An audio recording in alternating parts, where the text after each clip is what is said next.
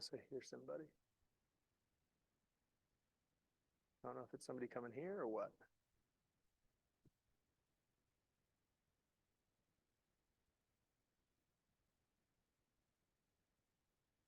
Okay, so you haven't been through any of the other Ignite courses, so this is going to be a little bit different for you. Normally, here, I'll show you this. So normally, by the time we get here, you've gone through most of these. Okay, so a lot of courses up till now. Obviously, if you don't have clients, being good at negotiation doesn't help. But what I think real estate, like anything else, like you've got to have like your value proposition, right? So, I mean, we'll put it in like solar terms, right? There's a million solar companies I can call. You're wanting me to use this specific solar company. Why? What's the hook, right? What's the reason that I should choose this over anything else? And realtors, it's no different. You've got to have your value proposition. What is the reason that people should use me? And if you think about, so like we've got a fiduciary duty, right? Like we've got fiduciary duties to our clients. If you really think about it, if you're like if you're fully disclosing and being open and honest with your client, someone that's new would almost be required to say, hey, by the way, I've never closed anything. Right? Like almost. Yeah, you're not going to do that. I want to, but... Yeah, you're not going to do that. But I mean, in my 5 years of doing real estate, I can count on one hand how many times people have asked me how long I've done real estate. And it's for a few reasons. One is I act like I know what I'm doing. I act like the boss. Like right from the beginning, that's what I did. How's it going? Good. It's all right. So was he. He was just not as late. Yeah. What's your name? Ivan, and yours? Ivan, I'm Cody. Cody, nice to meet you. So Ivan, Mason. So Ivan, have you been through these other courses already? Yeah. Okay, sweet. So what we were just talking about is this will kind of lead into where I'm going, but real estate, like it's a sales job, right? The first thing you're selling people, the first thing you're selling is yourself. Why should they use you? And if you think about really your fiduciary duty to them, you haven't closed anything yet for the most part. Most new agents, right? Like it's like every new agent, like you haven't closed anything yet. A lot of agents, when they get their license, they have transactions waiting in the wings. Like people that are like, oh, once you get your license, list my house, that kind of thing. That's fairly common. I didn't have any of that, but a lot of people do. But really, if you think about it, if people found out that you've never closed anything, would they use you? I don't know, probably not, unless they're family or something like that, right? So what you've got to do very quickly is you've got to establish and figure out what is, and we were talking about this, what's your hook? What is my value proposition going to be? Why should they use me when they can go throw a rock and hit a realtor with A, more experience than me, and B, more experience time-wise, B, more experience transactions-wise, right? Like I can spit and hit a realtor, right? There's freaking way too many of us. So then why should they use you? And I'm not asking you to like give me an answer. I'm just saying like you've got to figure out what that is. You've got to figure out the why of why should they hire me? They can go hire anybody else. They probably know 10 other realtors. Why should they hire me? Okay. For me, negotiation was my thing, right? I had 15 years, I was just telling Mason, I had 15 years of sales experience under my belt when I came into the real estate world. Okay, so I'll just give you kind of like my backstory. I did door-to-door summer sales for 6 years. Then I was a regional sales director for Verizon Retail for 8. And then I left that to come into real estate. Okay. I got my license, I told you in May, this is 2019, May of 2019 is when I started at KW up in South Jordan. Okay, I lived up in South Jordan at the time. In 2020, that was my first full calendar year in real estate. I made the Realtor 500. That's the top 500 on the Salt Lake board. I think they have like 11,500 licensed agents on their board. So it's like the top 4.5%. Okay, that was year one. So I closed 29 transactions in year one. I did about $13 million in volume. Year two was 2021. Obviously 2021 was nuts for a lot of people, but I closed 53 transactions, did about $26 million in volume. So that was my second full calendar year. And then it just kind of goes from there. I've built out a team. I had a business partner that was running the team with me. Unfortunately, he passed away a few years ago. But I have a team called Wow House. I kicked everybody off my team about this time last year, except for one, because a lot of this stuff and a lot of other things that I'm teaching people, either A, they are not capable of doing it, or B, they won't do it. The outcome of those is the same. Doesn't matter why you won't do it or don't do it. If you don't, then you don't. And I don't need those people, because I need people who are going to do the things they're uncomfortable doing until they're comfortable, because those things help you. And more importantly, they help your clients. Negotiation is one of those. Okay. I will tell you. So go through this. Okay. Will you read this for me, Ivan? Negotiate is not something to be avoided or feared. Okay, I will tell you, most people, I mean most, the vast majority, I would say like over 90% of people do not like to negotiate. Do you know why? Comfortable. Okay, why is it uncomfortable? They view it like it's something other than negotiating. They view it like it's a confrontation. Okay, they view it like conflict, right? Do you agree that's probably why people avoid it? That's what makes them uncomfortable. Most people don't like conflict. That's totally fine. They view negotiation as conflict, so they avoid it. Okay? And when I say most people, I don't just mean most people outside the real estate world.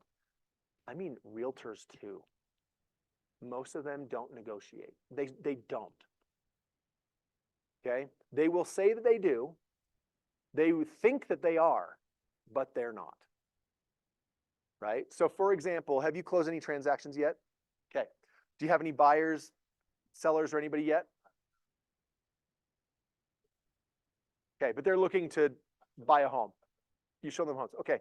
So let me tell you what most agents do. And I'm 100% serious here. I've closed 300 transactions or so. No, that's too many. Probably like 240 or so in my 5 years. Okay? A lot. And I will tell you how most of this goes. You're my buyer. You like this house. Be like, okay, cool. What do we want to offer? 450. Okay, cool. So they're listed at 460. That's what you'd be willing to pay is 450. Okay, we'll offer 450. That's it. I'll write it up, whatever you're wanting to do. What do you need me for? You could have gone to the listing agent, the seller, whatever, just said, hey, I'm willing to offer this. What's the point of me? What is, and I'm genuinely asking you now, what is my job here for my client? Seller or buyer, doesn't matter. What is my job? Maybe. I'd say find out exactly what they want, and then do what you can to get them that. My job is to get my client what they want. That is my job, okay? As long as I am doing it ethically, and what the hell? Great from hot yoga. That's how much I wanted to be here. Oh, hot yoga, right on. Well, we were just getting into the reason that negotiation is can be such a hot button topic for you, okay? What I was telling these guys is, first and foremost, it's because nobody does it. Even realtors, nobody does it. And I say nobody, it's not nobody. But there is a very small fraction of licensed agents who actually negotiate. And it's because most people view negotiation as conflict. Okay, they view it as confrontation. It makes them uncomfortable. So what we were just talking about is most agents, the way they approach their job is, I show you a house. You like the house. You tell me you want to make an offer. And I say, cool. How much do we want to offer? You give me a number and I write up an offer.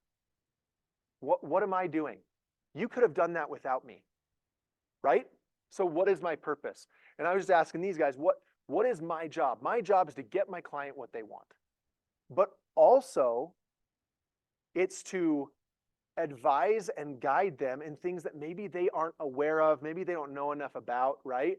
That's part of the inspection, all that stuff, right? Things I know they need to check out. But more than that, it's my job to find ways to save them from themselves too. Okay. And for example, I'm going to give you, well, I'm not going to pull it up. There's a home I closed in Woodland Hills not too long ago. Okay. It had originally been listed at 1.2 million. They had dropped the price a couple times and they were sitting at about 1.1, right? So they dropped about 100,000 bucks. My clients, they were out of state. I took them to see it. They really liked it.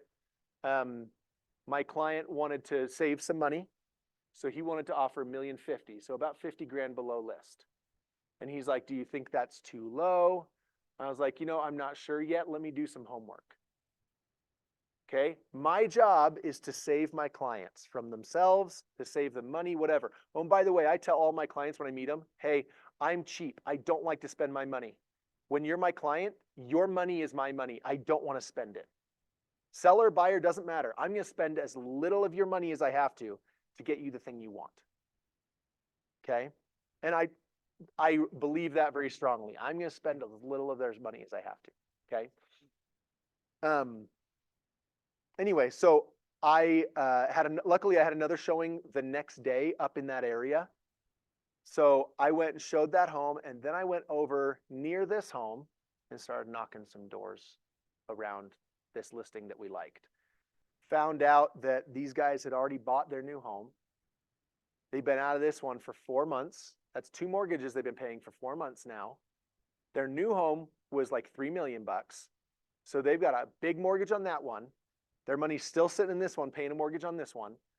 It's not really a good rentable home. It was like 2 acres, horse property. Good luck finding a good renter. They needed to sell this thing. It'd only been in the market like 45 days. That's not that long for a home that's priced at, over $1 million bucks. That's not that long. But I knew that they wanted to get this going. I also knew they lived in the neighborhood. So they wanted, they built just outside of where this home was. So not far. So they were still going to be, if they were LDS, I don't know if they were, but they were going to be in the same ward, neighborhood, whatever, with these people. So they wanted a good family there. So what do? I now come in and play up how great these buyers are. I talk my client into letting me offer something way less than what he wanted to offer. So he wanted to offer $1.05 million. We offered $850. So we were $250,000 below their list price. Okay, and my client is freaking out that they're just going to ignore us. They're not going to respond. Even if we bring the price up, they won't communicate with us anymore. He's freaking out. I was like, Justin, I got it. This agent, and this is part of your homework too, this agent has closed 2 deals in the last 6 months, and she's a full-time agent. That means what? Why do I need to know that? What? Who do I get to communicate with? I don't get to communicate with the seller. Who do I communicate with? I communicate with the agent. People underestimate the amount of influence agents have over what their clients will and won't accept. I knew that she needed this. Okay, she needed it so bad that when I made my $850 offer, she tried getting me and her to both take some of our commission out of it to make this work for the seller, because she just needs this to close, right? Like, no, my commission's off the table. That has nothing to do with our negotiations. That's done. You already agreed it when you put on the MLS. I'm getting paid this. Now we're negotiating separate of that, right? We ended up closing at $888. And we got another $8,000 in concessions after the inspection. So we closed at $880. They were listed at $1.15. My client was ready to, or no, they were listed at 1.1. My client was ready to offer $1.05 million. Right? I saved him $170,000. Now, what do you think he thinks of when he thinks of me? I'm a freaking hero, right? I'm a freaking hero, because he was willing to offer $1.05 million. We could have offered $1.05 million. He would have gotten the house, We could have still negotiated after the inspection. He would have been happy, right? He was happy to pay $1.05 million. But guess, going from happy to ecstatic, that's what we want to try to do. I'm not trying to close one transaction. I'm trying to build a business. And this, if you get good at this and are willing to put yourself in uncomfortable, quote unquote, and I'm using quotes because it's not uncomfortable, but most people are uncomfortable doing it, right? If you're willing to put yourself in uncomfortable situations and get good at this, this is where people turn from clients to they're family. You are family to them. This dude has called me we closed in April, and he's called me 3 times trying to get his family members like hooked up with me that are just even having like whispers about maybe making a move. They're not even sure they want to yet. And he's like, Cody, what do I tell him to get him to talk to you? Like, he wants so badly for me to help his family. Okay, because I gave him something he absolutely did not expect. And so this is my value add. And one of the things, remind me, it was Sarah, right? One of the things that you missed that we were talking about is there's 1 million realtors. You go and spit and throw a rock and hit a realtor. So why should people hire you who are inexperienced? Why? Well, So when you're meeting with a client, what do you tell them to hire you over someone else?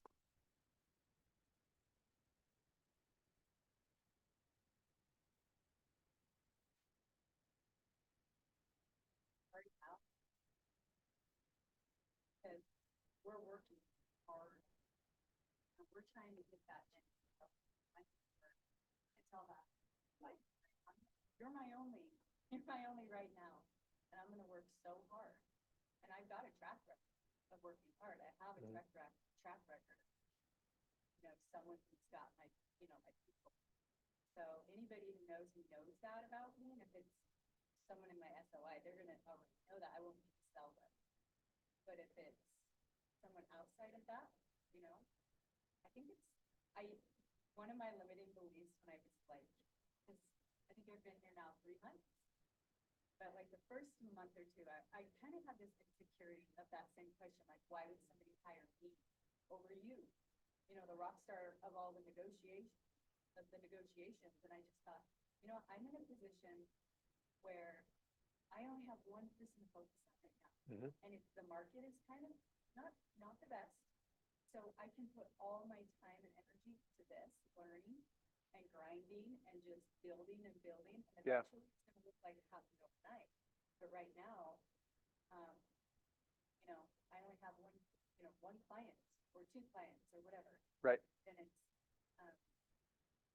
I feel like I just have. So they're going to get your attention, like your undivided attention, right? And that's good. That's great. But there are a lot of other agents who have more experience who also can give them undivided attention, right? And I'm not countering you. I'm just saying you got to find something that is going to set you apart, okay? Because there are a lot of agents who aren't busy that would give them lots of attention, right? And that doesn't necessarily getting your attention. Does that change the outcome for your buyers, for your sellers? Like maybe, but maybe not, right? I can go find someone who's really bad at this, but will give me undivided attention. So it needs to be something that actually puts your client in a better place.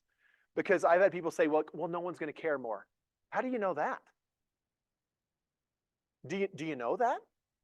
Do you know that there's no one else that will care more? No. Do you care a lot? For sure. I believe that. But saying no one's going to care more. One thing that I tell my clients constantly is, especially when I'm meeting them, is, hey, I feel confident telling you that if I can't get something for you, very few people could have. If it can be gotten, I will get it. If I couldn't get it, it probably wasn't a possibility. And and obviously I have a bunch under my belt showing that happens to where I absolutely can believe that, right? For you, maybe you can't say, no one could have gotten it if I couldn't have gotten it. But what you can say is like, hey, I am going to be fighting to get you things that you maybe don't even know that you want yet. I'm going to be fighting to save you money, even when you're okay spending it. People love to know that you are conscientious with their money, because guess what they think about us? What do people think of realtors? Like, let's be honest. What do they think of realtors? We're vultures, you guys. Do you know that? We are vultures. So I used to do realtor.com leads, and my team still does. But they click a button and their phone is blowing up. Like they're getting like 30 people calling them because they favorited something on Zillow or Realtor. Their phone is lighting up. And whenever I call them and I'm the first one, they're like, man, that was fast. And I laugh and I say, yeah, well, didn't you know we're vultures? And they always laugh and like break the ice. Okay, I'm aware of what we are. But like you said, most people think that all we want is the commission, right? Oh, if they can get me to spend more, they make more, right? Most agents ask their buyer, how much are you approved for? I never ask my clients what they're approved for because I don't care. Tell me your budget. Are you approved for that much? As long as you're approved for the budget you want, I don't care how much more you're approved for. Because what happens the second, and I've had many clients who came to me from other realtors that have told me that once we told them our budget, all they sent me were homes right up at that budget. I told them my budget was 900. All they're sending me are homes 875 to 900. I don't care what or not my budget. Once I told them what I was approved for. I don't care what you approve for. If you're approved at 900, I don't care. Where do you want to be? I want to be at 800. Great. I'm going to send you everything under 800. I'll send you some at 675. I'll send you some at 725. Most agents push it right to the limit because they make more money. People know this. People that have bought and sold homes, they know that that's the case. So we've got to be different, right? I'm going to save you money even when you're okay spending it, right?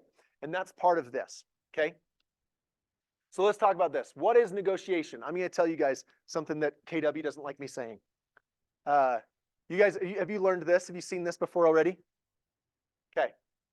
Sarah, what does this mean? Win-win or no deal. What does it mean? I believe Chris Voss is a lot about negotiation and like deal is when it's a win-win. That's the best. Like For whom? Win-win for whom? I believe, well, the way this is outside of Keller Williams. Yeah. It's just like, Yeah, I'm just talking in general. In a real estate transaction, whether you were taught it by KW or not, in a real estate transaction, when you hear win-win, who's winning and winning? Okay. that's what I do. Okay. Can I tell you something that is like almost blasphemy in KW walls? That's bullcrap. I had an agent that we're under contract on a home here in Northeast Orem. And same thing, I went and found out a bunch about the seller's situation from other people, not their agent, neighbors, people that I know that I believe know them. And I found out like we've got some leverage, right? So we have our inspection, we come back and I'm asking for some things. And the agent says to me, and he's been licensed for like 20-something years. He says, I've been a real estate mediator for 20 years. What is wrong with that statement? Are you a mediator? You're not a mediator. A mediator is supposed to do what? Represent both parties. You represent one party. You don't represent the party on the other side. Your job is to represent one person to the best of your ability, right? I don't care if it's a win for the other party. If they accept it, they accepted it. I don't care if they're happy about it. Now, it doesn't mean I'm an a-hole, right? I'm not. Agents on the other side, we close and they think we're best friends. Everything goes great, but I am using every bit of my negotiating skill, my personality mirroring, everything I can learn about them. I'm using that to get my client what they want. I don't care what the seller wants. I don't care what the buyer wants if I'm on the other side. It doesn't matter to me. The only reason I care what they want is because I'm going to give them something they want that we don't care about to get something that we want that they do care about. Right? And usually that's money. I'm going to give them the timeline they want that we don't care. We're fine because they're willing to give me a discount to do that. Does this make sense? So I know that sometimes you'll tell me this sounds selfish. It's not selfish. It does nothing for me. It helps my client only. And that is the person I am here to represent, right? So that's what I want to make sure that like quickly you learn Most agents don't view it this way. Most agents, they want to kumbaya, everyone's singing and happy and holding hands at the end of the transaction. If the party on the other side isn't pissed about something, I didn't get my client everything I could have. That sounds a little harsh, but it's true. If they're not upset a little bit, then we left something on the table. If all we got was what they were prepared to give, then we didn't lose, but we didn't get all the wins we could have. And that's my only job. Okay? To me, that's still great that picture is another agent. Well, like I said, at the end of the transaction, they think we're best friends. I'm not doing it in a way that's like bull in a china shop, bullying, none of that. I use what I can to find out things that matter to them, and then giving those little things that don't matter to us to get something they weren't wanting to give me. Does it make sense? So it's all about leverage, but also it's about like, it's a game. I know that sounds stupid, but it's a game. Yep. So I'm just trying to find something that matters to you that I can give you that doesn't change anything for us. I'm really trying to find that thing, because if I can give you that thing that I made you think we wanted and didn't, and that we weren't willing to give, if I give you that thing, you'll give me something that you did not want to give me that does matter to me. Okay? Okay, and I'm never going to lie to people. I'm not going to be unethical about it.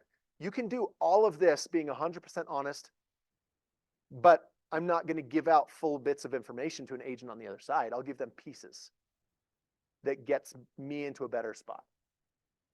Okay? So here's the transaction. Here's the Keller Williams 2 ways a transaction happens, right? Either you make an offer and it's accepted and you get through to close, or you make an offer, it's rejected or countered, you negotiate, then we accept or reject it, and then we close. Okay? So they've got the negotiation right here in the middle. And I want to ask you, from the how many of you have, like, you've shown homes, okay, but you haven't made offers yet, right? Okay, have you made offers for clients before? Okay, so I'll tell you right now, well, I'll ask you first, when do you think the negotiation begins?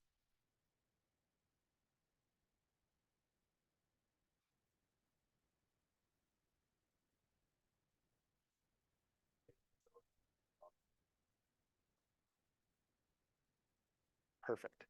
Why is that when the negotiation starts? You're not negotiating yet.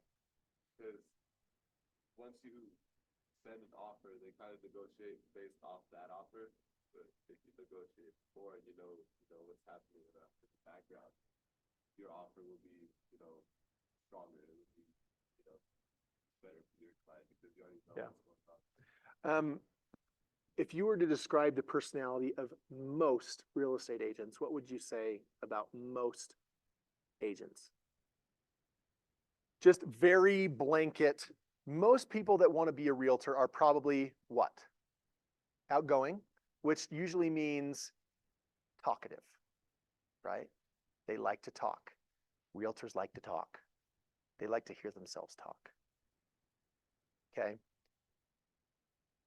And some of them are not really strategic or smart about the things they say and the things they don't say. And if I have a seller that is getting a divorce and they have to sell the home as part of the divorce decree, should any buyer's agent ever know that? Why? I've given up leverage as a seller, right? Do you know how many agents just spill it the first time you call them? You should call every single agent for every single home your clients have any interest in. Right? Obviously, don't call them before you go show the homes. That's pointless. You may be 5 feet from the front door and you can smell what's going on inside the house and you're out. Right? But if you show the home, they like it, there should be a phone call every time. Do you know how few agents that show my listings call me? Do you know how many write offers and never have called or texted me? It blows my mind. People want to and especially, how old are you? 19, how old are you? 28? I'm 41. No, I knew you're like in the same range-ish where we didn't grow up texting, right? We didn't grow up IMing, right? That came later. You guys grew up communicating with people not face to face, not voice to voice, more often than we did. And that's fine. There's nothing wrong with that. But why do I want to get them on the phone? People have a hard time thinking on their feet. A text or an email, they can think, okay, what should I say?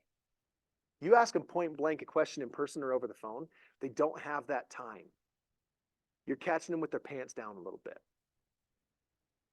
Okay, so that's why I want to make that call. I want to find out things that you either accidentally tell me on purpose that you shouldn't. And why do they tell us things they shouldn't? Because they want the transaction to close. They want you to help them. And I say that all the time, by the way, when I'm representing a buyer. Be like, hey, like help me help you out here. What are the things your seller wants? And a lot of times when they're telling you what their seller wants, they'll spill the reason for it too, which they shouldn't. Right? Any of you guys ever watched sumo wrestling? It's awesome. It's all about leverage. Smaller guys win all the time because it's about leverage. It's not about brute strength. It's not about me calling someone and bullying them over the phone, being a bull in a china shop. That's not what gets this done.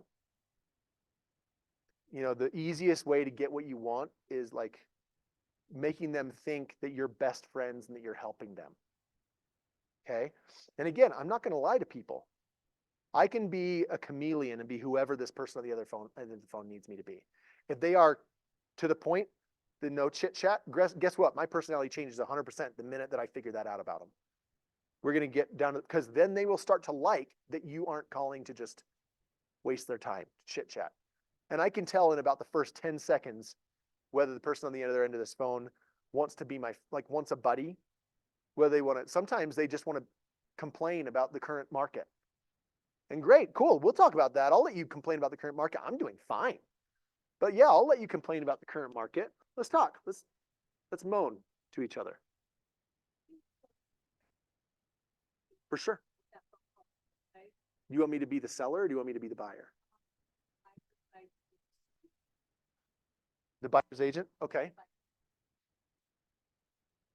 Okay, so do you have a scenario in your mind of who your client is that's selling? Why are they selling? Where are they going? Because you have to have all that ready to go. Not tell you now, but No, but you need to have it in your head. What is the situation? Okay, you ready? Okay, ring, ring. Hey, is this Sarah? Yeah. Sarah, this is Cody Fehlberg, KW Westfield. How are you doing? Awesome. Good, you bet. I just showed your listing on Stonewall Circle. That is an awesome house. They've done a great job. Those bedrooms are huge. It looks like your clients have a bunch of kids. they do. Okay, how have you guys liked how have they liked the neighborhood? My clients are really concerned about the neighborhood. They like the neighborhood. They are in a different place in their lives. Okay. But they've always loved the neighborhood. In fact, the kids have mostly been raised, in the neighborhood, and now they just found another home. Awesome. They're really, really excited about. Awesome. So sort of like empty nesters, maybe kids are getting out of the house. Yeah, I mean, they've got Okay. teenagers. Okay. So they still have kids at home, but yeah, most of the kids have grown up in that neighborhood. Okay, sweet. Have they already identified the home that they're planning to move into, or are they still looking? They have. Okay, sweet. And when will that be closing?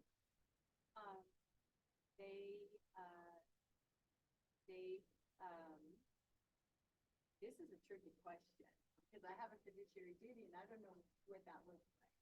So So, this is you're thinking about it. yes, And most people don't. They just tell you. Do you know why they tell you? Because their fiduciary duty takes a back seat to the fact that they want to close. yeah, and if you said that, I could feel it. I'm like, I'm not supposed to give that away, but how do I say that in a way where I'm like, we're Just on, be as vague as you can be. B and Z. Mhm. Okay. So Because what you don't want to do, and I will tell you, this is going to rub people the wrong way. You say, oh, well, I can't tell you that. Well, that's not true. That's not true. You know that, right? Can you tell me that? yes, If, if my client says I can't, boom. if my You can tell anybody anything that your client has allowed you to tell. Okay. Now, should you? That's very different. Right? Let's say you've got 2 offers on the table and you tell me, hey, just want to let you know, Cody, we do have some offers already. Okay, awesome. How are they looking? There are some situations where my sellers, I tell my sellers like, hey, I want carte blanche. I want you to write an email telling me that I can share anything that I deem necessary. Because in some situations, it may help us for me to share a little bit of info about one of the offers we have. In others, it may benefit me to not share anything. Right? I want the ability to make that decision. And that's what I ask my clients for. Now, in most situations, people, A, don't have that conversation with their clients. Is that like, you write it up, or is that like? So I have my clients just write me an email. Just say, hey, Cody, just want to confirm that we are giving you permission to share whatever you feel like you need to get us what we want. Go back to that real quick. Yeah. Yeah, so share with me what you want to share. Because it may be in your best interest to tell me when that's closing. Because if my clients are super interested, we'll maybe adapt to that, right? Maybe it's fast and maybe we need to close quick. Right? Sweet. And when are they closing on that home? Okay, so just out of character, I'm Yeah. gonna like say to you, my clients are already told that I can share. Well, you don't even have to say that if you don't want to. If you've got permission to say it, you don't have to tell me that you can say it. Yeah. You can either say, you know, my clients have not given me permission to share that. So you can say that. But the thing that you never want to say is, well, you know I can't tell you that. Because that's just crap. It's not true. You just maybe haven't had that conversation, and that's okay. But you can say, hey, my clients haven't given me permission to share that. Or you can just be vague and be like, you know, the timeline's still up in the air.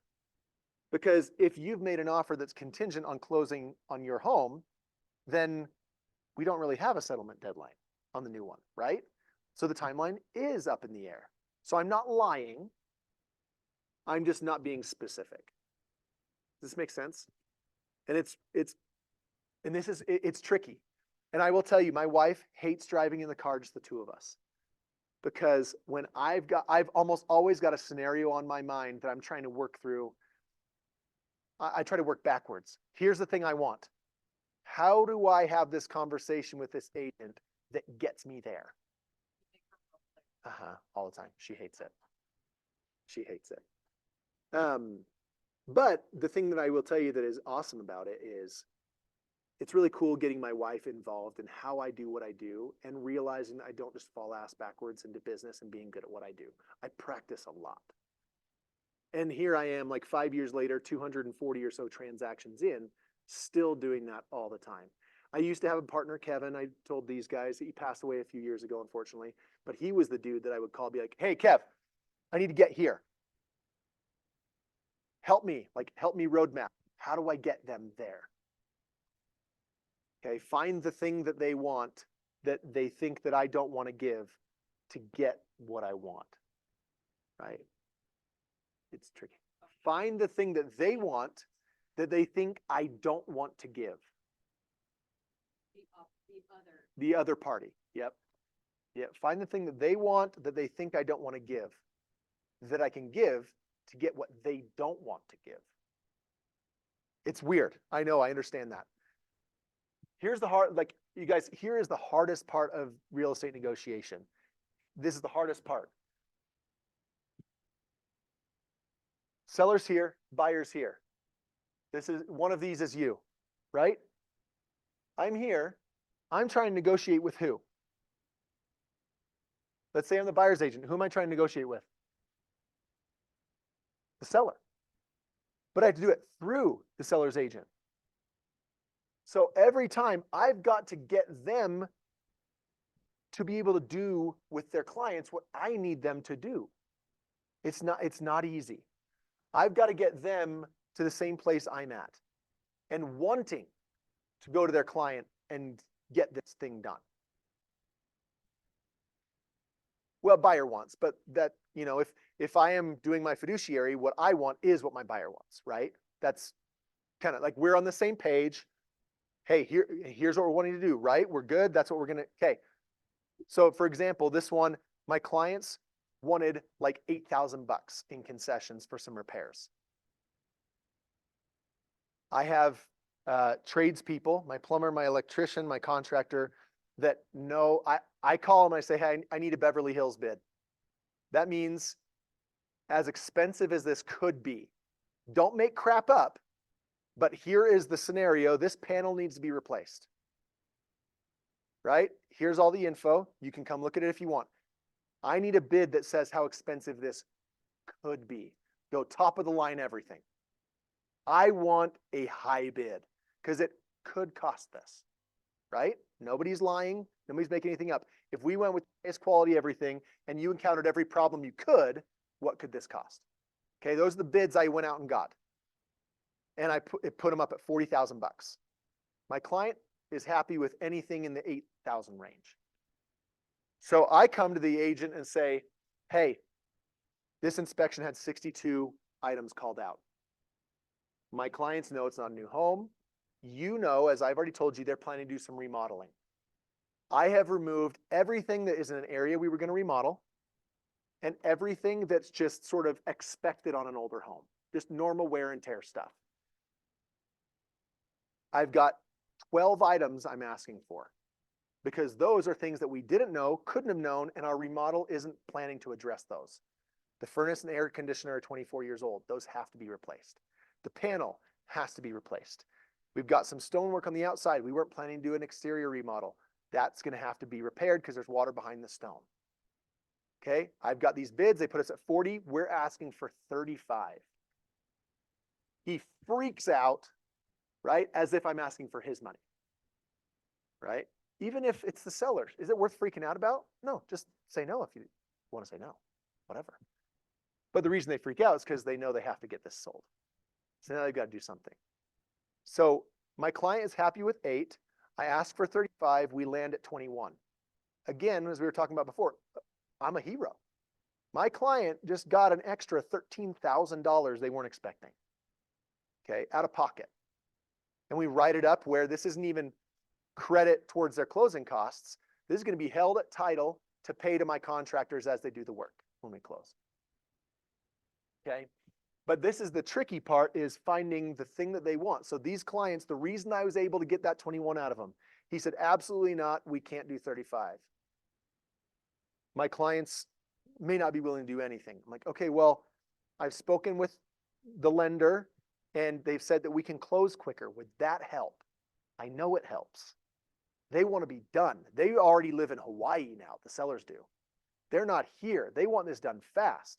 My clients are pumped to close earlier because they can move in earlier. Their home closed 3 days ago. So now they can move in faster, which is what they want. The agent doesn't know that's what they want. I just told him we can and said, hey, if we do this for you, let your clients know we'll do this if they'll do this. So they think they're getting us by coming down from 35 to 21. Right? Because I asked for way more than we need and expect, land at something that's way better than my clients were hoping for, by giving something my clients already wanted that the seller didn't know we already wanted. Okay, is this making sense? It's literally like the shell game, right? Like it's the cups and the balls. I'm trying to like redirect the agent's attention to make them think that this thing that I'm offering is something I really don't want to offer. And I don't have to lie or be unethical to do that. Okay, you can absolutely be honest in everything you do and still be able to get what your client wants. And think and have the party on the other side think that they are winning. I'm okay with them thinking they won. That doesn't matter to me. I've worked with agents on the other side. It is very clear. They need you to know that they won. Great, I'll let them feel like they won. I don't care. You feel like you won because my clients are the ones who actually won. Okay? But this is the hard part, is you've got to be able to figure out the agent on the other side. What's their motivation? The first thing you should do before you call any agent is what?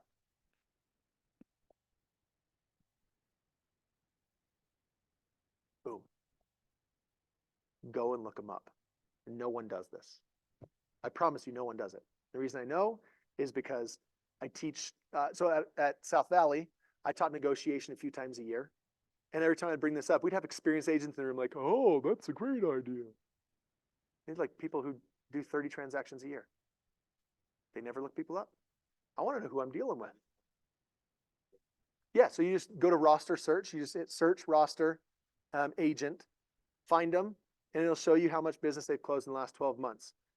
So if it shows 23 transactions in the last 12 months, are you like, oh crap, this person's really producing? No, because what if there's been 3 in the last 5 months? Guess what that means?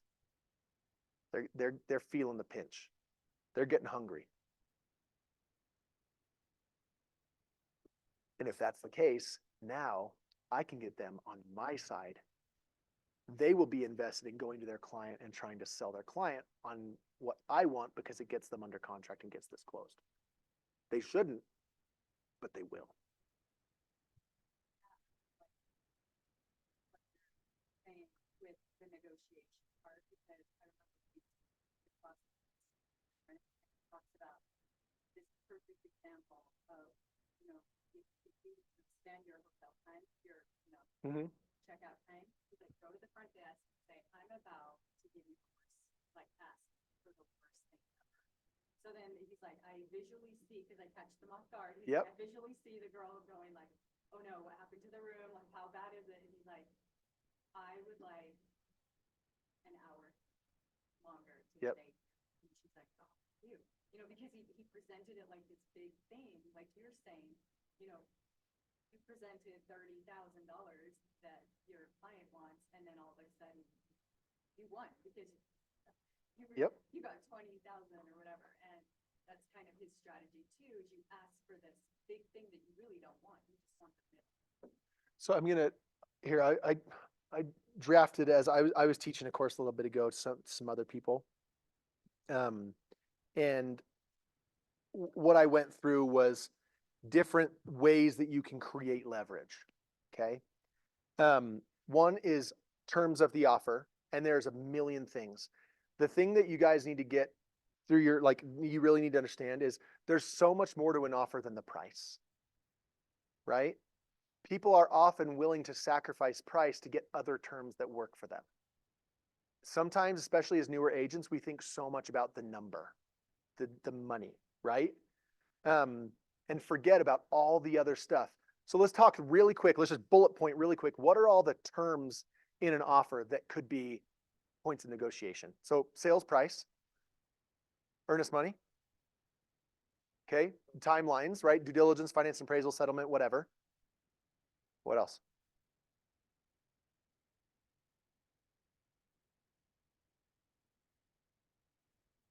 Okay, home warranty.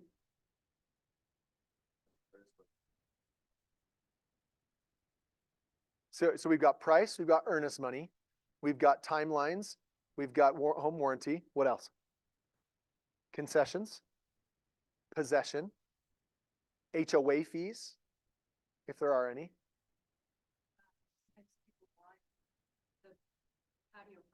Okay, inclusions. And guess what? The addendum to the Rep C, that's my playground. I come up with all sorts of crazy crap in there. Make up creative terms. My favorite one, and it gets people every time. It's the best. If you've got a multiple offer scenario and you're trying to win, one of the things that we put in there a lot is, so if I know we're going to close after the 1st of a month, okay, what does that mean? So let's say we're going to close the 8th of July. What is the seller going to have to do July 1st? Make their mortgage payment. So I say on June 30th, buyer will release to the seller from their earnest money an amount equal to the seller's July mortgage payment. Guess what the seller thinks now? Extra money? They're going to pay my mortgage? Awesome. Are they getting extra money? No. It's just coming out of the earnest money deposit. They don't get any more than normal. It still is just the price we offered. And if we cancel and we're still before our finance and appraisal, they still have to give us that back. It's just now a little harder for us to get it, but they still have to give it back. It's not non-refundable. It's just they got it. And every time I've done it, they accept it, they love it, and then the agents call me after like, hey, So I think I misunderstood this. And I'm like, yeah, I know. That was the point. Okay. On the last day of the month before. Yeah. So like June 30th, we will release to you an amount that pays your July mortgage payment. And they're like, sweet, that's extra money. It's not extra money. You just got it 8 days early.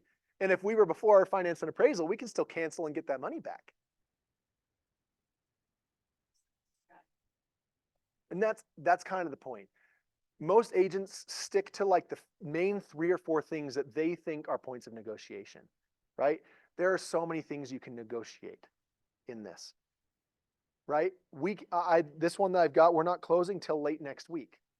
My clients get into town tomorrow morning with all of their stuff and they don't want to pay for a storage unit for a week. That's pointless. So we negotiated that they can use the detached garage as storage. The seller is not allowed to access it from the time we move stuff in tomorrow.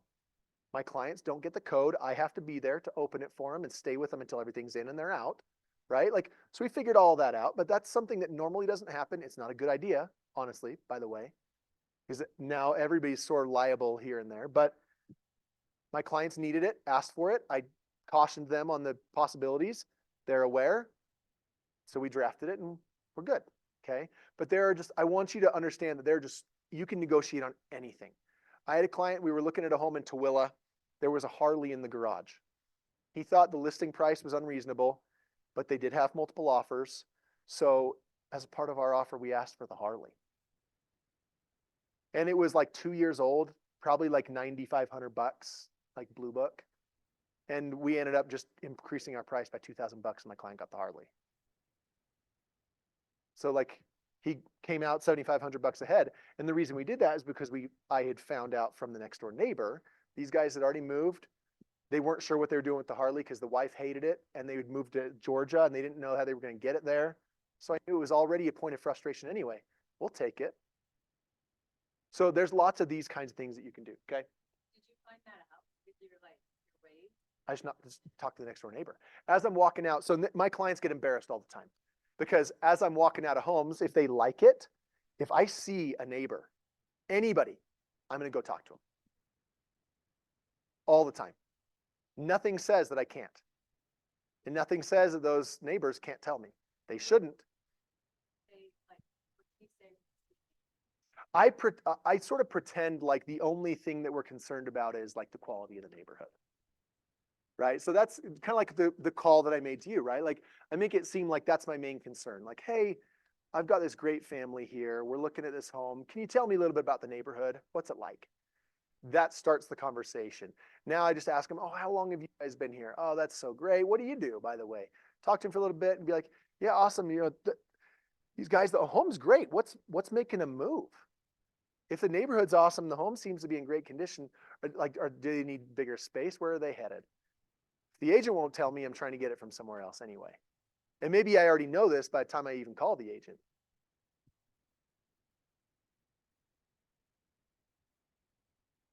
My clients get embarrassed all the time. It's funny.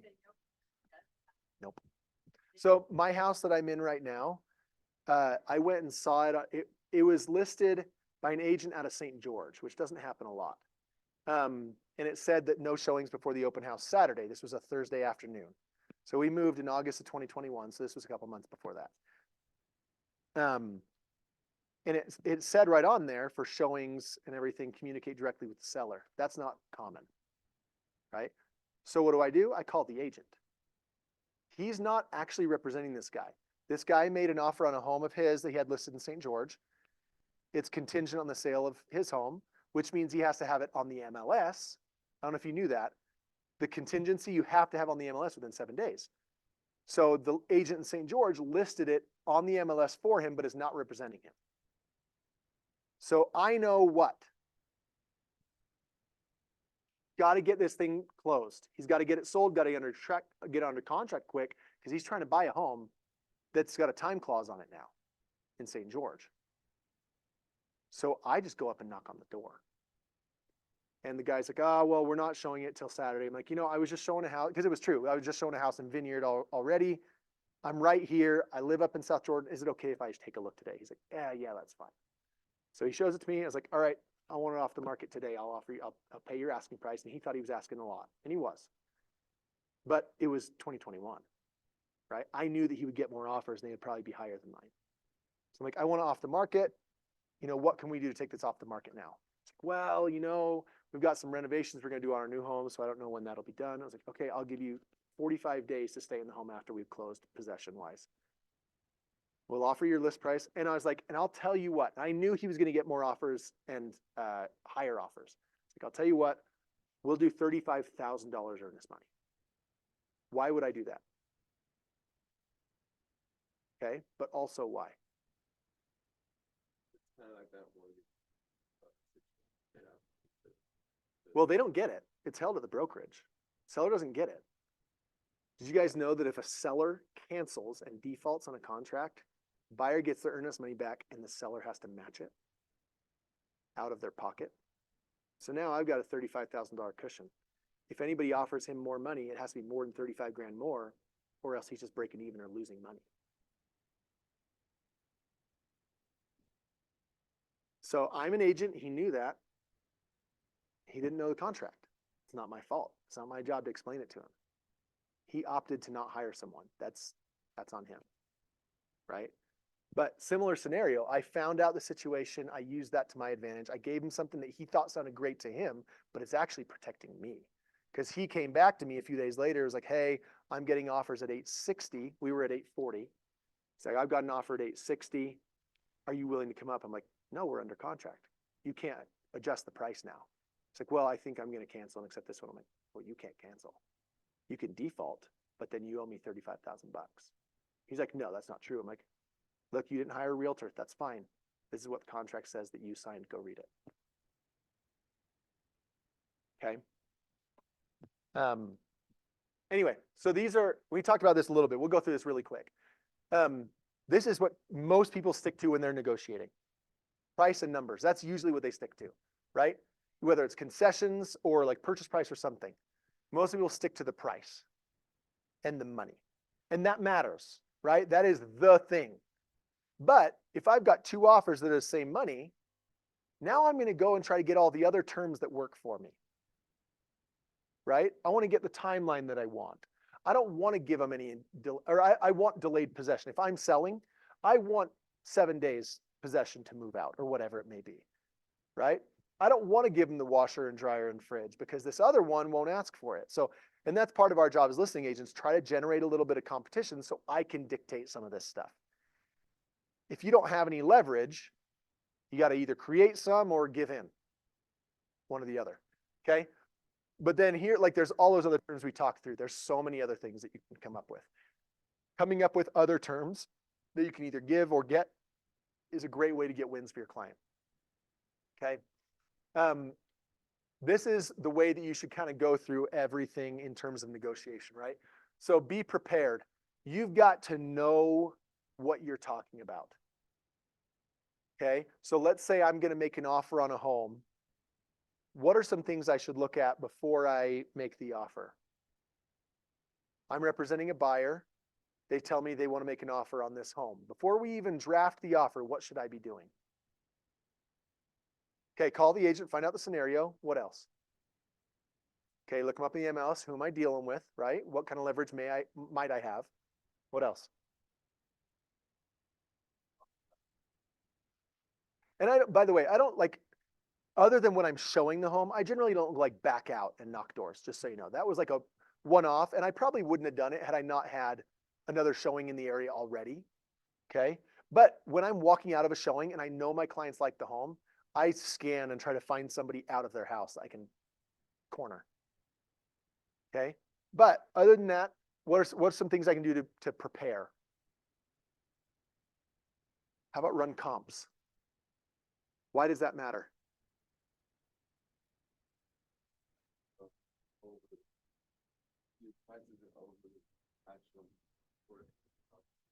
Okay. So when I do this, I run 3 different sets of comps. Okay. One, using sold data, and that's telling me what? Rough appraisal price, right? That's what I'm trying to figure out. Hey, where will this appraise at? And that's why I'm using sold data. Okay. The next comp I run is actives. What's the competition in the area? Yeah, my client might not like these other options anyway, but what are these sellers competing with? And why do I want to know that? Because, okay, so these guys are listed at 640. There's one around the corner that's available at 650. It's smaller, but has a 3-car garage. But that one's been on the market for 20 more days. So it's got a 3-car garage. It's appealing, right? Dollars per square foot on the ones that are available. Here's roughly where we are, right? So you want to run comps and know what's their competition. And the third one you're going to run is, what are homes priced at when they go under contract? Where did they have to drop their price to get it to move? Okay, because it doesn't matter. If one's listed at 800 grand and not moving, I can ignore that one. That's not competition. That is like totally irrelevant because that's way too high. They're being unrealistic. What are things priced at when they are going under contract? Where do they have to get get offers? Okay, that matters. So that's what I do every time my client says, I want to make an offer. Okay, where will it appraise? What's their competition? So that's solds, actives, and then what are things priced at when they're starting to move? Okay, I want to be educated on all of those things but generally before I make an offer. I've already spoke to the agent though, before I make the offer. Okay, present. So this is like drafting and sending the offer. Okay, now what you should be doing, you should be calling the agent every single time before you send the offer. Okay.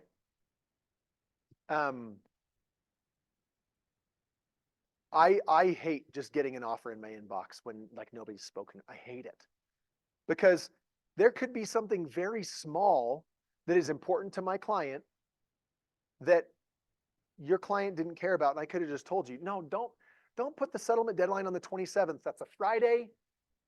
By the way, don't ever put settlement deadlines on Fridays. Why? Especially if you're a buyer. Potentially, right? Potentially. Because the seller, all they have to do is sign before 5. If they sign at 4:45, it's not going to record till Monday. And now your client doesn't get possession. Even if it's possession upon recording, they don't get possession till Monday. Okay? Monday to Thursday only. I won't put a settlement deadline on a Friday. Okay? But so you're going to present the offer. Hey, want to let you know, Mason, we're writing an offer for you. And here's what oftentimes I will allude. I don't lie to them, but I will try to make it appear as if my clients were wanting to be even more conservative, but I encourage them to be competitive. Okay? Because then I'm getting the client into what frame of mind? What are they thinking about me? Oh, Cody's on our side. Cody's trying to help us. He's making my life easier. And I use that phrase all the time. Like, hey, let me make your life easy. Let me help you out. What can we put in here that just like helps move things along for you guys? And then I'll take the things that we don't care about and okay, I'll give those to you because I'm going to ask for this other thing. Okay. But I always make that phone call. Hey, you've got an offer coming. Wanted to give you some context. So you're listed here. The one down the street is listed as this. My client likes that one too. They like yours better because of this, and this reason. However, because of where this one is priced and it has these things that you guys don't have, that's okay. But that's why we're coming where we're coming. Just want to make sure that you know. Right? And again, this is sort of like a respect thing. Because then that makes it easier for the client to turn back to his client or for the agent to turn back to his clients and say, if he doesn't have any context, it's like, look at these idiots. They're coming 30 grand below list. He doesn't have any context. He doesn't know why we did that. Maybe there's a very justifiable reason that he can then talk his clients off the ledge, right? Don't freak out. Here's the rationale behind it, and it does make sense. We may not like it, and that's okay if we don't like it. But at least it's not these people being stupid. Did you have something? So I have a scenario, and this is really playing into what you're teaching, and so I want to get your expertise and your feedback. So I did an open house for the other Cody on the red. Door up? Uh-huh. Yeah. And last Friday, so a week ago today, and it was kind of in a sketch part of Salt Lake. I mean, kind of. It's okay. Salt Lake sketch. It's on the west side. And I did everything. I bought all of these signs. Like I put up now like 15 directional signs. Oh, wow. And I do, like, I feel like I have this dialed in. Like that's kind of my niche right now is trying to get these open houses dialed in because that's my lead generation. Mm-hmm. And I felt like it went okay. You know, we didn't have a ton of people. It was Friday. That's always hit and miss. Yep. But as I'm outside taking down, you know, the banners and the signs, and I hear somebody yell at me, and I'm like, okay, don't look. Just like, you know, he's like, hey, and I'm like, just keep doing your thing, like ignore him. And then he's like, hey, I'm like very slowly turning around, and he's like, can I go look at the house? And I'm like, oh yeah, sure, just go on in. He's like, you know, I know there was a certain time, and would you be okay with that? He said, I just live across the street. Yeah. And I'm like, oh, he's a neighbor. Yeah. So Looky-loos. yeah, yes, but this is kind of cool. So he comes back out, is talking to me, and then his wife's like, I want to look too. So she comes and they look through it. It's about the same size home, but it was an STR for the last year. So it was a short-term rental, and it's been on Airbnb like every night. And the next door neighbor, I got all the information, which I could use to leverage, like you're saying. Yep. So they're like, because you knocked the neighborhood, and we got your sign, you know, I printed out these, you know. Like little flyers. Yeah. And they didn't answer. And all of these houses in the neighborhood had these little flip up, you know, for the Yeah. that like slides down. Yep. And their house across the street, I remember had a big dog in there. So dogs always alerted, you know, when I was doing this. Mm-hmm. And so they immediately saw that someone was at the door, and they went and got the flyer. And they're like, we had no idea our house was worth, you know, this much money. And they said, we've always thought about moving back to Vermont, and we just would love to now. And so I'm like, wow, this is like more than a lead. Yeah. They're like ready. Mm-hmm. So we started talking, you know, I'm just like, but I'm by myself. I don't have my clock on me. I'm like, I don't know, like what's safe to do. Yeah. They're like, do you want to just come inside and look at my house? I'm like, is this so stupid to do this, you know? But I did. I'm like, I just took caution, and I kind of put up this energy wall, like don't mess with me, but still trying to be like a good person and help them because that's our role. So I'm in there. We'll be wrapping up in just a minute. And anyway, okay. So long story short, they told me the house next door, they had like 14 sex offenders. It was Oh gosh. and that's why this one is like Selling.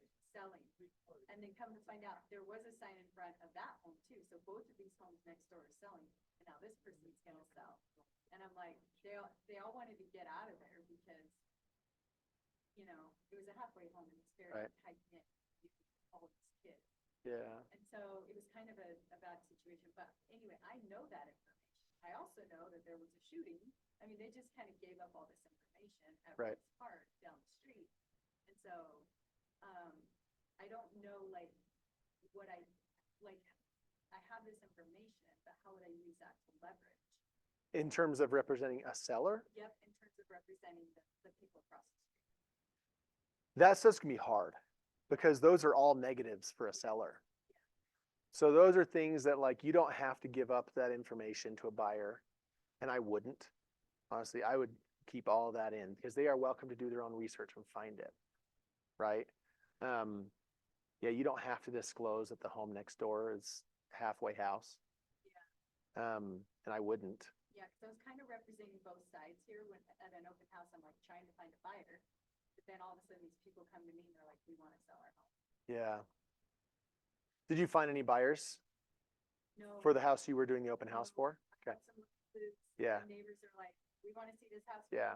There were no neighbors for the past year. Right. Okay. We're all just like, you know, Airbnb. Yep. And so they wanted to look, and that remodel was really nice. It was Yeah. very open. then when I went across the street, their house was very closed. And there was like a wall before you went back into the tiny kitchen. Right. So, But this for you should really open your eyes to what you should be doing when you're representing a buyer.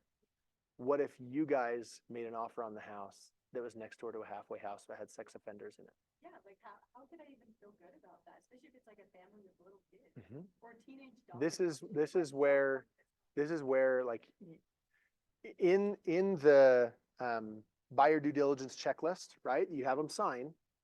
Have you had your client sign that before?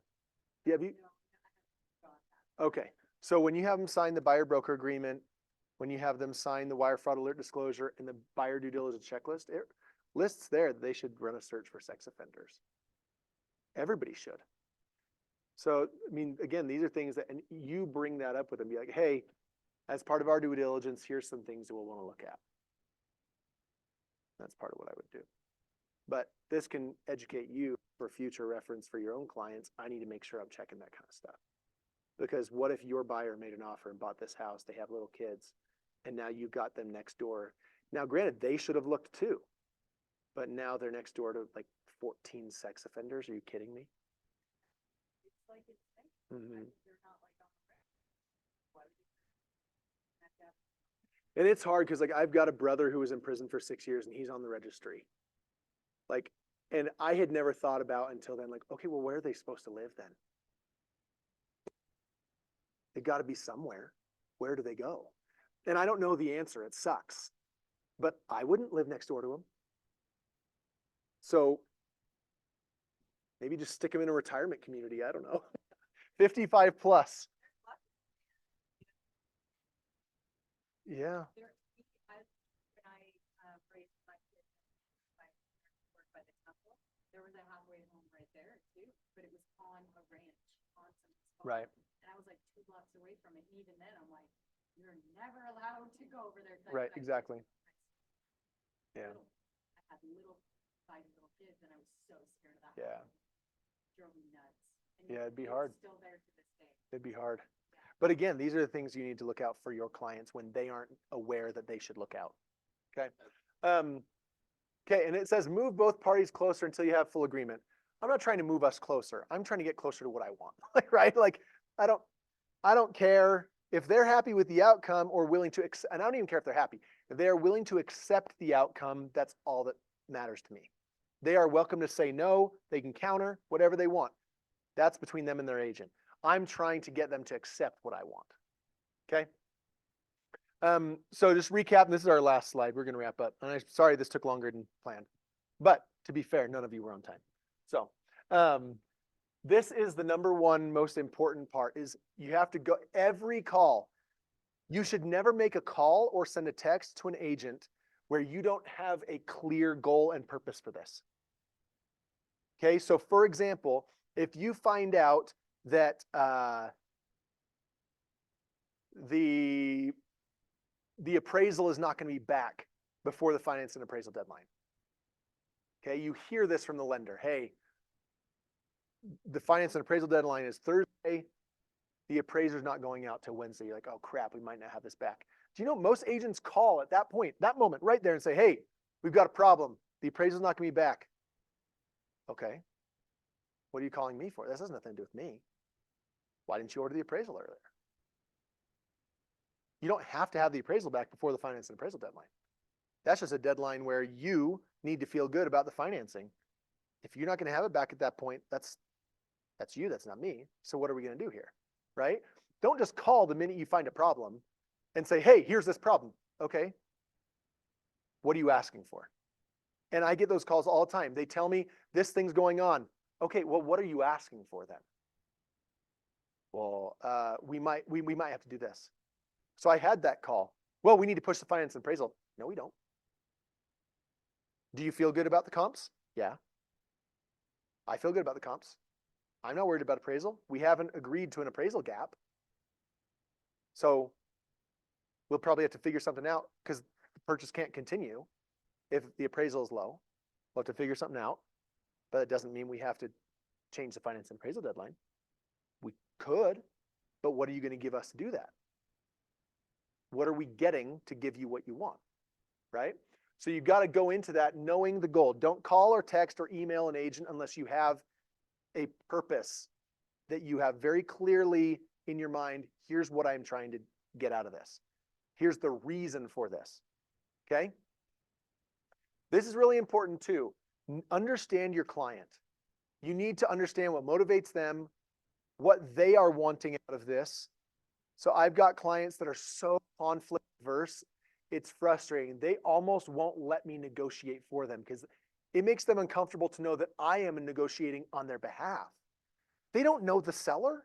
They'll never meet the seller. They don't know the agent. They'll never meet the agent. Right? But it makes them uncomfortable. So the way that I interact with and talk with them is different than I'm going to with someone else. I have clients that love the fact that I fight hard. I have clients that love the fact that I kind of legally manipulate people to get what they want. That's what this is, right? Negotiation is like legal manipulation. I'm trying to get you to do what I want. As long as I'm not lying or misrepresenting something to get it, then there's nothing wrong with that. But I have some clients that love that, and I have some that don't. So I've got to understand my client and how I can communicate with them in a way that gets me to a point where I can represent them the way that I feel like I need to, and the way that they deserve, honestly. I'm getting paid a good amount of money. Let me take care of you, right? Let me represent you. Think ahead. This is the part where I used to call Kevin all the time, be like, hey, if I call you and I ask for this, what's your response? You're the seller. Here's what's going on. I call you and ask for this. What would your response be? So as I'm driving, and my wife makes fun of me too. She pulled up next to me like 3 weeks ago. I didn't realize she was there. And I was just talking through both sides of a conversation that I was going to have with another agent. And she was laughing so hard. And she like honks at me. I roll my window down and she's just like dying laughing at just how stupid I look. Okay. But I do that all the time. Okay. If someone called me and asked for this, what would my response be? What would my gut reaction be? Okay. If that's going to be their reaction, how do I prepare for that, knowing they're going to say that so I can come after to get the thing I actually want to make them feel better about their response? This is nobody, and I mean nobody does this. Nobody thinks 6 steps ahead as to, I'm going to say this, they will say this. Then I will say this, then they will say this. People don't think this way. And if you can, this is like chess, right? People that win chess aren't the people who make great moves. The people that win chess are the people that know what their move is going to be 6 moves from now because they know when they move here, you'll do this, then they'll do this, then they'll do this. Right? That's how chess works. I suck at chess, but I'm good at this. Okay? Setting clear expectations is really important with your client. Okay, so we are going to ask them for this. They don't have to say yes. They could straight up say no. They could counter us back, or they can accept. Okay? Walking them through all of the potential outcomes is really important. Let's say you have a client and you close on a transaction. What determines whether they were happy or pissed at the end of their transaction or indifferent? What determines how they feel at the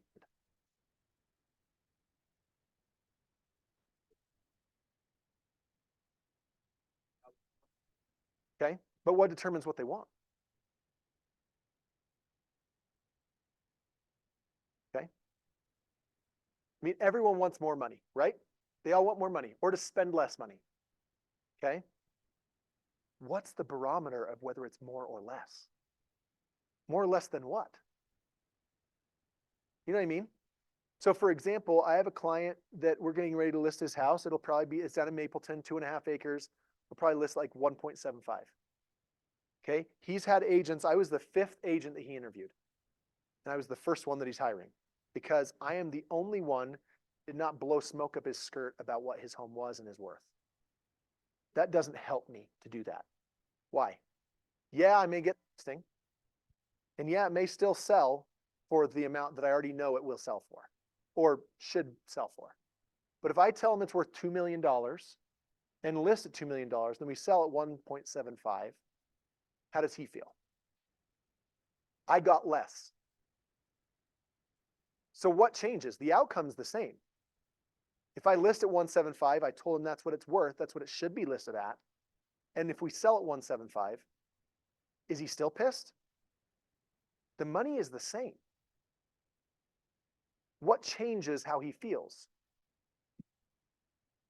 Your job is to be honest with people. Okay?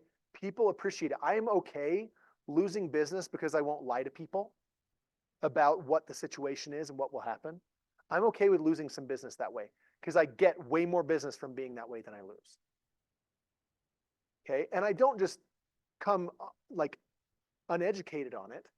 If you walk into a listing appointment, you've never been in the house before that day, and you tell them right there in their home what their home is worth, you're full of it. You don't know. Because you may have run comps before, right? You can run comps, I can run comps, but I haven't seen the inside of their home. I don't know which of these comps are actually like theirs. Theirs may be in crappy condition and all the comps you ran were like renovated. So how are you going to tell them right then what their home is worth? Maybe all the other ones weren't as nice and this one's nicer. How do you adjust for that in the moment? You can't. Okay, expectations is super important. You come in and I walk in, I say, hey, just want to let you know, I've run some numbers already, but I'm not equipped to tell you right now what your home is worth because I've never seen it. Show me your home, and then I'm going to go do more homework and see if I need to adjust the comps that I'm using.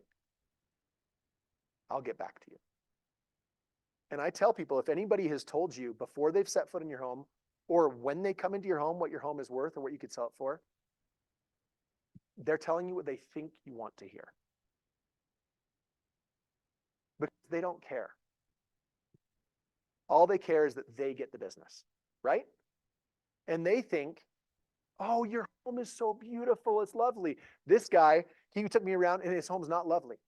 It's a big house, but they have very low standards in terms of taste. When they built it, they didn't care to make it fancy. There's not that way. It's not a beautiful home. It's fine. They haven't maintained the grounds very well. There's a lot of stuff. It's 2.5 acres. They could have done some cool stuff, and they haven't. They know that. So they'd show me and be like, okay, cool, okay, cool. Okay, so here's some things we probably want to do. We need to change out the carpet. We need to do, and I'm running through all of it. And he starts laughing. I'm like, what?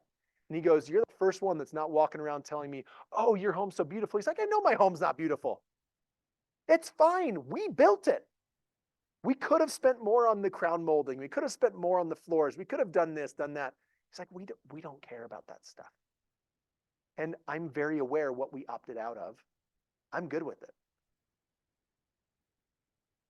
Okay, but setting expectations, don't make, I was asking for 35,000 bucks on that concession, right?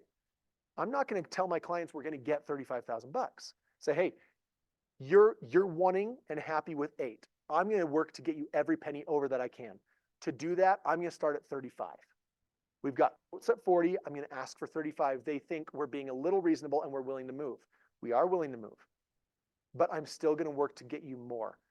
I don't know where we'll land. They could say no, they could counter, they could just be pissed and not say anything. Okay? But I walk through here are all the things that could happen. We're probably, and I say that a lot, like we're probably going to get it above that 8. And I think I can get it high above that 8, but we'll see. Right? I'm not making any promises. Okay? Be informed. Know the contract. These 3 all play a part. Okay, be informed, obey the laws, know the documents inside and out. Know the documents, okay? These are super important. Know what you're working with. Know what you're writing and having them sign. Okay, so if I've got a home to sell that I can have on the market in the next 7 days, I can write a contingent offer, right? An offer that's contingent on selling my home. Have any of you guys looked through the contingency addendum? The subject to sale addendum? Okay. In there, it says that I have until what date to cancel if my home's not under contract, basically.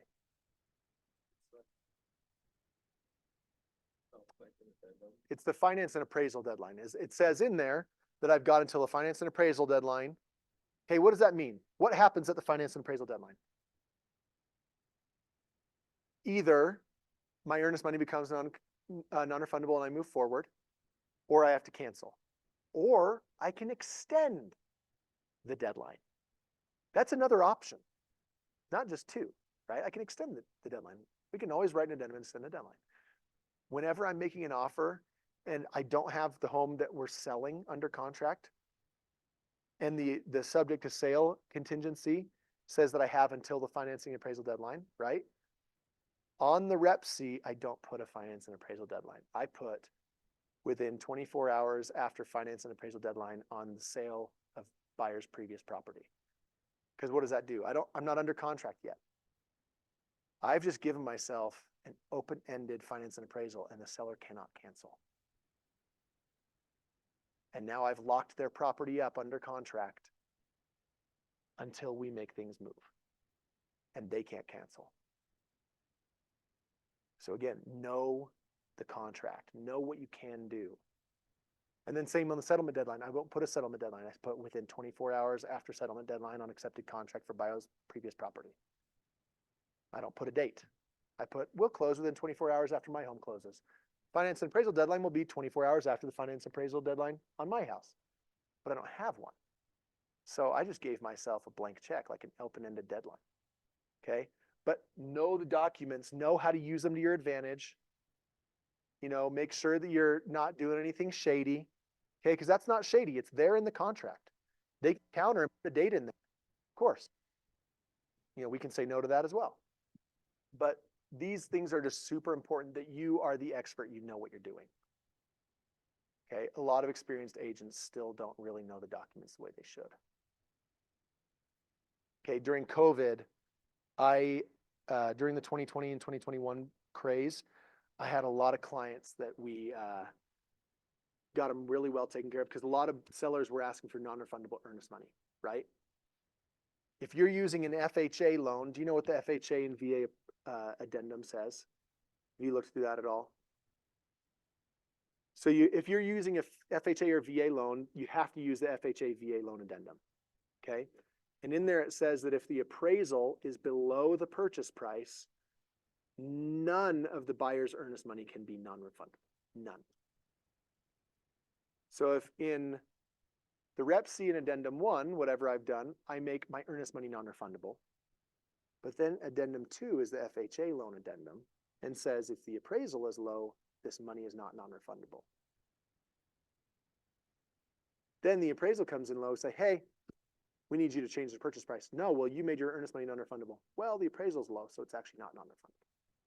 And I've had experienced agents that don't catch that. It's our job to catch it. Okay, you guys have any questions about any of this? I know it's a lot. The biggest thing here is I want you to like adjust the way that you think going into transactions. Okay, don't look for the easiest path. The easiest path is, hey, this home's listed at 600. What would we be willing to pay? I don't ever ask somebody what they'd be willing to pay. I say, hey, looks like comps are saying this. It should probably be listed here. We can probably come here. Here's where I want to start to try to save some money. They'll probably counter us back, but are you like, does that sound good to you? Are you good starting here? Sometimes people say, well, we'd be willing to pay this. Great. That's good. I don't care. And it's not that I don't care. It's I'm going to try to spend less than that. The reason I don't ask people is I don't ever want someone to be worried about me giving away their info, right? I don't ever ask a seller, how low would we go? Because I don't ever want them to even be the tiniest bit concerned that I'm giving that information away. So I just don't ask. Hey, here's my strategy list here. Maybe we'll have to go to here. People will likely ask for these concessions. Be aware of that. I'm not asking you right now if you'd accept that. I'm telling you be prepared for that so that when we get offers, it's not a shock. Okay? Any questions? Ahas. I want to hear the ahas.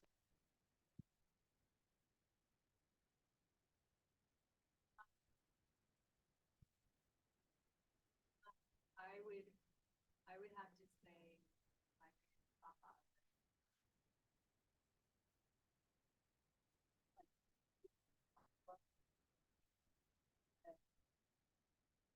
totally like keep on the whole thing.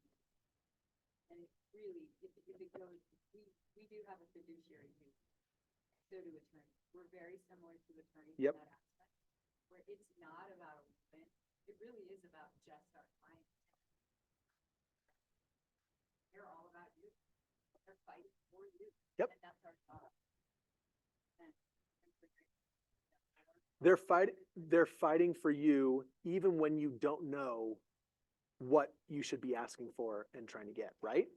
It's their job to educate you as to, hey, this is something that is in our favor. We can do this. A lot of agents don't do that with their clients. They don't say, hey, we've got this in our back pocket we can do. A lot of agents, like I said, they want the path of least resistance. They really do. They want to be able to just make an offer, have it accepted, and go through to close. That's what they want. That's boring to me. That's really boring to me. If the seller doesn't counter me, we offered too much. If you accept the first offer, it's because we offered too much. Or asked for too little, whatever it may be. But yeah.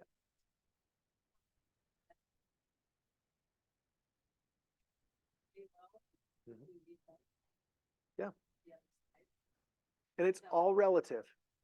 It depends on the situation. If it's been on the market 10 days, you probably can't come crazy low, right? It's in the market 45 days, I can come lower. Doesn't mean they'll accept it, but now my offer is not going to be so offensive because they've been sitting for a bit. I'm interested. Now they've got to engage with me at least a little bit, even if they're pissed. And just so you know, I don't make it a habit of offering 200 grand below list. Like, that's not normal. But in this current market, you should almost never be offering list price unless they've priced it low to generate multiple offers. That happens. These clients that are buying this one in Northeast Orem, we made an offer on one in Southwest Orem that they priced it so smartly. But it's because they needed it to go. And it was Dan Evans and Casey Leishman. I've known both of them for a long time. They are great at what they do. And they priced it to get it to move. We took up your space? Okay. Sweet. But yeah, they priced it to move. So they priced it. It probably should have been priced at like 930, 940. They priced it right at 900. Everyone knew that was low for the area. So they got like 6 offers in the first 48 hours. They ended up selling at 970. Right? Because once you can get people to go above list, now going a little bit higher is not hard. My clients were willing to go up to 950 on it. It was listed at 9. I told them, I was like, hey, it'll probably appraise like 930, 940. They were willing to pay the difference because they liked the neighborhood, but it went for 970. Okay, so again, there's a lot of strategy to this, but that one we offered over because we knew there were multiple offers. I knew they had priced it low. My clients, I had educated them on, hey, here's what they're doing. I know because I know Dan and Casey. I asked some people around and found out the seller situation. They've already closed on a new home. They're downsizing to a 55 plus. So I know what's going on. They need this to move. That's why they priced it the way they did. We are going to have to go above list. Okay. But in other situations, it's been on the market a long time. There's no other offers. I've got a captive audience. I'm not going to lose anything by offering low and they say no. I can just adjust. At this point, it's been on the market long enough, they have to consider my offer. If they are just blank slate, like, no, I'm not accepting that. Okay, if we bump it up, they can't just ignore us now, right? You don't want it to be so offensively low that they ignore you and won't engage with you. They're not going to do that if it's been on the market long enough and there's no interest. They'll still engage with you. So it's tricky, but you've got to really gauge the situation. Know what you're looking at, know the agent, know what situation they're in, all that stuff. So I did an open house about like 2 weeks ago, and they added a kitchen, and they didn't like report it to the city or anything, but it was like according like the code, it follows code, and there was an offer on it. Somebody went 20K under, and they asked for 20K in concessions, and they accepted it, but then it fell through because the buyer didn't want to, pay to report it, the extra kitchen and stuff, all the taxes and stuff. But the agent was telling me title insurance would take care of all of that? Like, is that true? Not necessarily. Not even Not necessarily. contract. So Utah is very lax on that kind of stuff, by the way. My last house that we sold, the basement had been finished 20 years earlier. But still, the people before us had bought it and the county still showed that it was unfinished. They sold it to us, county still showed it was unfinished. When I sold it, the county still had that it was unfinished. So I was getting taxed accordingly. Cities and counties, it's generally not worth it to them to go hunt that stuff down. But if it's showing that it's unfinished, it usually means that it wasn't permitted. Okay, and that can always be tricky. And you can use that as leverage, like, hey, my client's gonna have to do this, it wasn't permitted, blah, blah, blah, blah. Because of that, I'm asking for this. Right? Because you might have an agent that isn't aware of that either, and you can freak them out.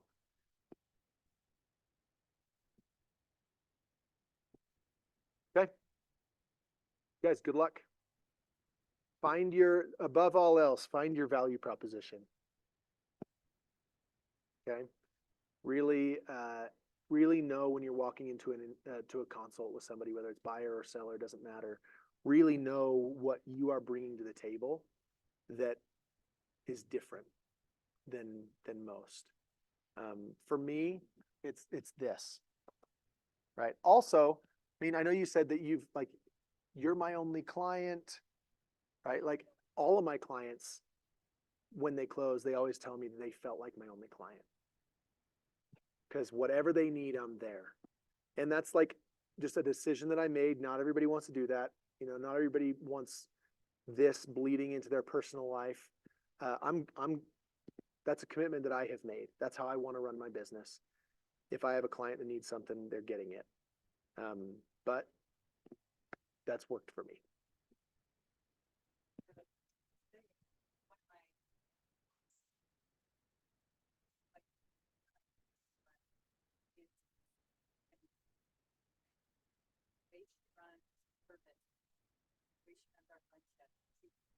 Always there. Like, Yep. if I text her something, how do I start this LLC? She's like, boom, here's how you do it. Do. And we're friends. Like, we kind of know how to buy or sell me a home. Yeah. But she's just like, those are really good, like, qualities to have. So when you say bleed over, I want it to bleed over. If I'm like her as a person, if I can be like, well, I am like her as a person, if I can be like her as an agent. Yeah. Like, that's amazing. And I mean, there are times that it's inconvenient for my family, for sure, right? Like Saturday, so tomorrow afternoon, my family's got some plans, and I'm gonna have to dip out in the middle of it to go meet my clients to let them move into this all their storage into the detached garage because I have to be there the whole time. And that's the only window that we can make work. So I'm gonna go to this family event. I'll be there for like 30 minutes. Then I'm gonna have to head over and take care of this. And we'll see how long it takes and if I get back, right? Like there's times that it's inconvenient, but it's a choice that I made that this is how I'm going to operate. But I've also gotten really good other times at navigating my clients to the schedule and timeline that works for me without telling them that's what I'm doing. And I'm not going to like lie to them, but when they say, hey, Cody, can we go see this house? We can either do this day from this time, or this day from this time, this time. Sometimes neither of those either A, work for me or I want to work for me. So I'll come back and say, hey, it sounds like this day at this time will actually work better. Can we do that? If they say yes, they say yes, right? So it's the same thing. Like I'm navigating my clients to a yes for me because my family life needs to stay intact and stay in a good situation for me to be able to be in a good place to help them too. So, but, and you'll get like good at all of this, like figuring out how to word things and figuring out how to present the situation to people in order to get it to the situation that you want. Like I said, like literally our job is legally manipulating people. That's what it is. That's what we're hired to do.